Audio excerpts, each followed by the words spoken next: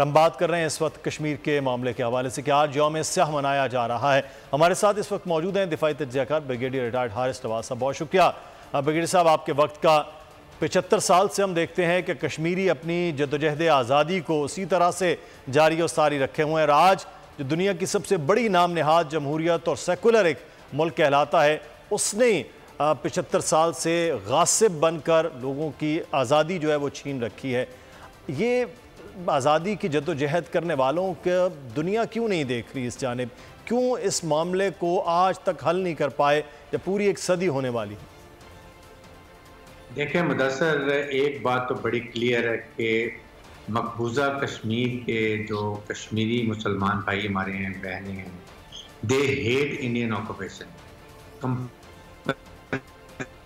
मैं आपको ये बताऊंगा कि कल पाकिस्तान का जॉब आज़ादी, आप देखिए वहाँ पर किस तरह के कश्मीर में, ऑक्यूपेड कश्मीर में पोस्टर्स लगे हुए थे, पाकिस्तान से किस तरह विलाप की बात कर रहे थे, पाकिस्तान से कितनी मोहब्बत करते हैं। हर जगह पर वहाँ सेलिब्रेट किया जा रहा है 14 अगस्त जॉब आज़ादी, और आज के दिन ब्लैक डे मनाया जा रहा है, टोटल ब्लैक। और वहाँ पर इनके खिलाफ बातें की जा रही हैं, लोग निकले हुए हैं और घर बिल्कुल दुकान कारोबार बंद है, बिकॉज दे शोइंग कि वो नफरत करते हैं इस इंडियन टूरिज्म जो उन्होंने कब्जा किया हुआ है।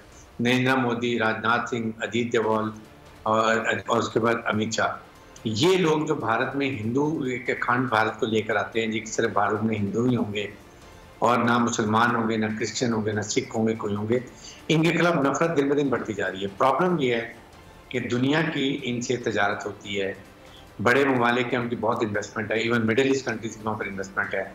नंबर 2, अमेरिका से उनकी स्ट्रेटेजिक पार्टनरशिप है, वो चाइना के खिलाफ उसको इस्तेमाल करते हैं लद्दाख में, उसके बाद साउथ चाइना सी में पाकिस्तान के खिलाफ वो इस्तेमाल करते हैं ताकि हमारा सीपैक मनसूबा ना बने। बलोचिस्तान में प्रॉब्लम क्रिएट करते हैं BLF के साथ। क्लियर उनके अजीत डोभाल और उनके जो लोग हैं उनको खुला कहते हैं कि बलोचिस्तान को हम खुदा न करे अलहदा करेंगे और सोच। तो ये चीज़ों को देखा जाए तो ये असरात हैं। इसलिए मैं ये कहता हूँ कि पाकिस्तान ने जो अभी इनिशिएटिव दिए हैं अपनी इकोनॉमिक रिवाइवल के, ये बहुत आम है।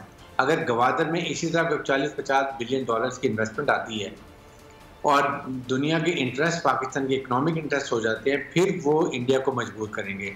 और यही हमारे पास है कि कश्मीर के स्टैंड पे हमने खड़े रहना है, कोई कॉम्प्रोमाइज नहीं करना, हर लिहाज से कश्मीर की मदद करनी है, लेकिन हमने इकोनॉमिक डेवलपमेंट करनी। ताकि चाइना की मिसाल है, चाइना में देखें इकोनॉमिक तरक्की की उन्होंने, हांगकॉन्ग ऑटोमेटिकली उनको मिल गया। लाइकवाइज कुछ छोटे बार देखेंगे ताइवान में उनको मिल जाएगा। इसी तरह पाकिस्तान को इस गोल को लेके चलना है, लेकिन आपके पास OAS का प्लेटफॉर्म है, यूनाइटेड नेशन का प्लेटफॉर्म है, ह्यूमन राइट्स ऑर्गेनाइजेशन, सबको इंडिया के काले करतूत उनको पता भी है, बताया भी है, खासतौर पर जो मणिपुर में हो रहे हैं, जो भी आपके सामने वहां पर हो। बिल्कुल तारीख का अमीर,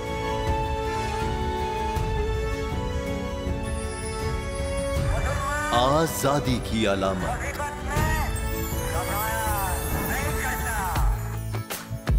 हुस्न का आईनादार, फिक्रो नजरिए की अक्कास, सरफराजी का गवाह, यानी हम सबका निगहबान पाकिस्तान।